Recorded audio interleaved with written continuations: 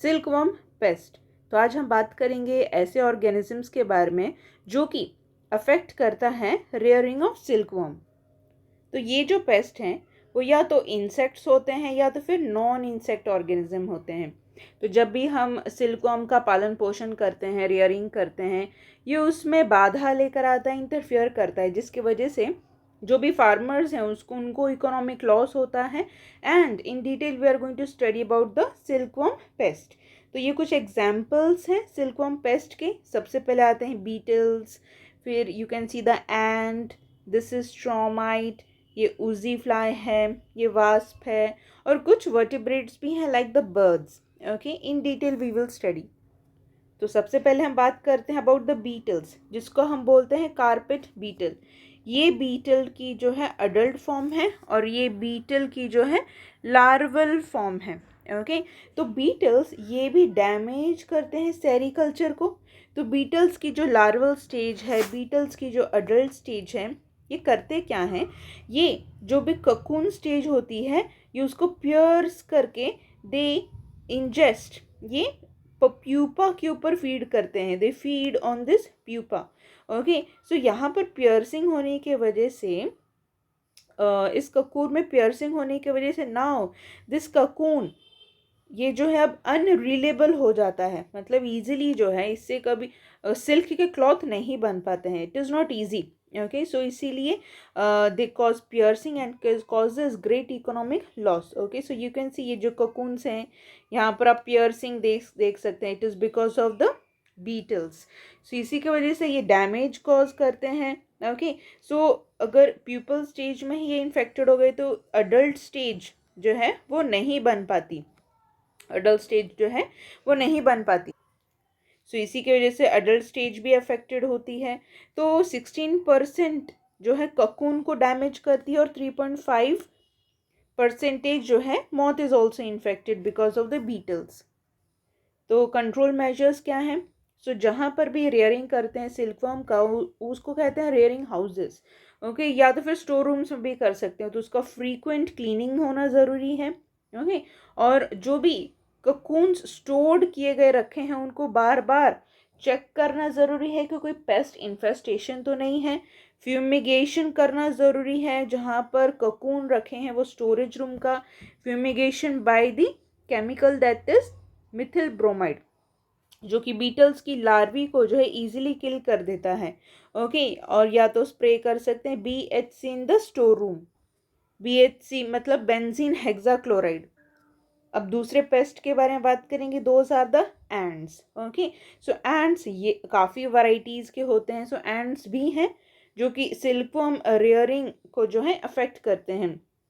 सो ये जो लार्वीज रखी होती है वो रखी होती है रेयरिंग ट्रेज में, जो कोकून्स रखे होते हैं वो रखे होते हैं माउंटेज या तो फिर चंद्रिका में। ओके, सो ये एंड्स जो हैं they are also the one which is going to infect the larvae and the cocoon. क्यों? ककून के अंदर होता है प्यूपा, तो इसीलिए एंड वेल्स का यूज़ करते हैं। सो सपोज ये रियरिंग स्टैंड है, ओके, और यहाँ पर रियरिंग ट्रेज प्रेजेंट है, तो यहाँ पर हम कुछ एंट वेल्स रख देते हैं। ओके, सो एंट वेल्स में भर देते हैं पानी ताकि एंट कभी भी इस रियरिंग स्टैंड के ऊपर ना चढ़े। ओके, सो एंट वेल भी यूज़ करते हैं, रक्षा रेखा भी यूज़ करते हैं। तो हम घरों में भी रक्षा रेखा को यूज़ करते हैं ताकि चींटी आए ना जहाँ पर फूड जो है रखा होता है, स्टोर्ड फूड मटेरियल। या तो फिर एक केमिकल भी स्प्रे कर सकते हैं दैट इज़ 2% रोगर, जो कि इंसेक्टिसाइड। सो जब भी रेयरिंग हाउसेस स्टार्ट करें उसके पहले 15 दिन पहले इस 2% रोगर इंसेक्टिसाइड वी कैन यूज़। अब बात करते हैं थर्ड पेस्ट की, दैट इज स्ट्रॉमाइट। ये जो ऑर्गेनिज्म नज़र आ रहा है दिस इज स्ट्रॉमाइट। तो स्ट्रॉमाइट होते कहाँ हैं? वो मिलेंगे आपको बैम्बूज में। तो जो भी हम रेयरिंग हाउसेस बनाते हैं, टेम्परेरी रेयरिंग हाउसेस, तो बैम्बू का भी यूज़ करते हैं।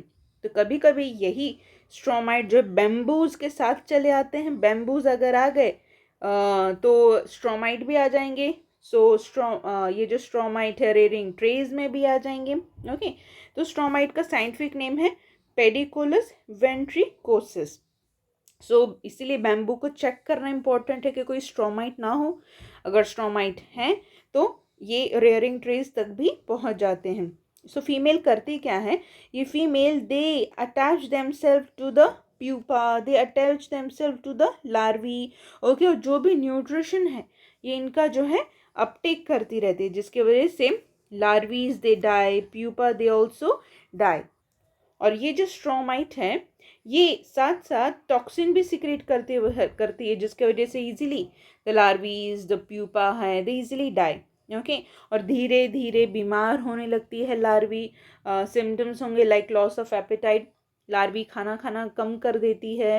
एपेटाइट का मतलब होता है भूख लगना, लॉस ऑफ एपेटाइट मीन्स भूख ना लगना। और धीरे धीरे बीमार होने की वजह से इनएक्टिव हो जाएगी।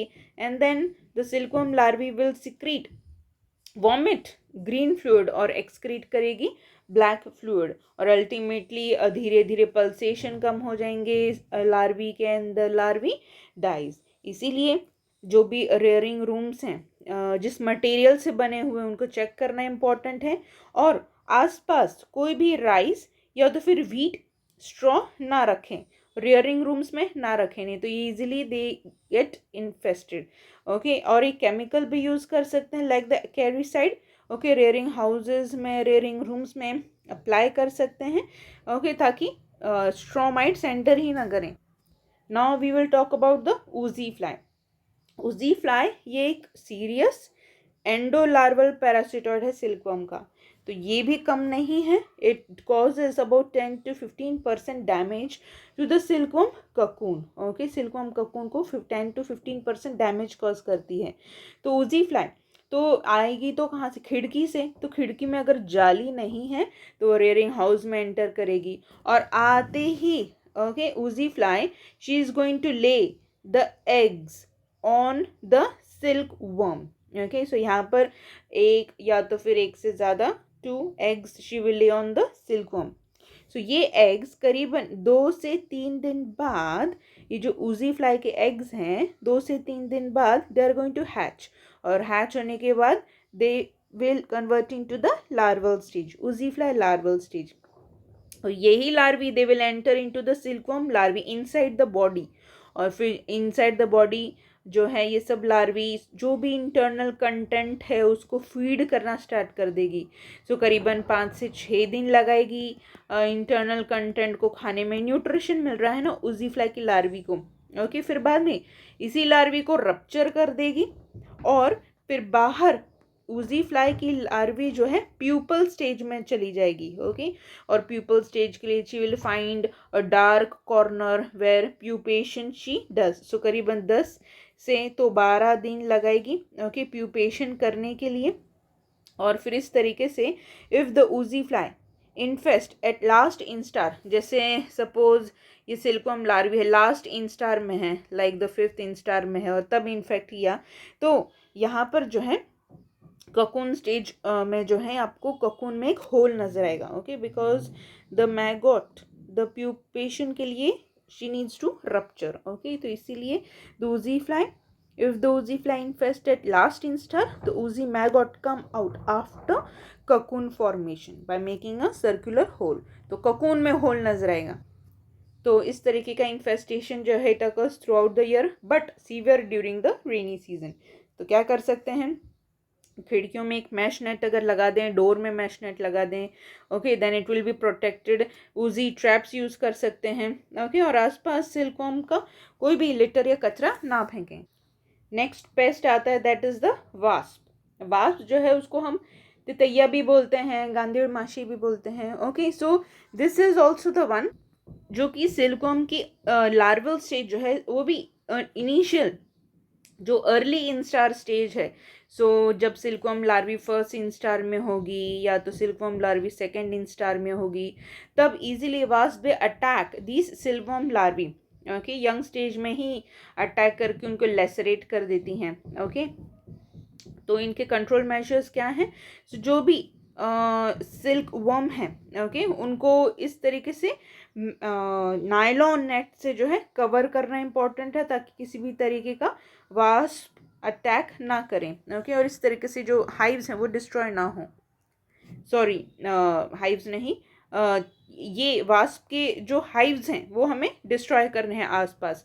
सो कभी भी आप घर के कॉर्नर में देखिए मिट्टी का कुछ तो भी घर बना लेती हैं वास्प। ओके, तो रेयरिंग हाउसेस में भी जो मिट्टी का अगर आपको घर दिखता है तो उसको क्या करना है, डिस्ट्रॉय कर देना है, ताकि ये वास्प जो है लार्वीज जो फर्स्ट और सेकेंड इंस्टार लार्वी है सिल्कवर्म की उसको पकड़ के ना ले जाए ना कि फीड करने के लिए।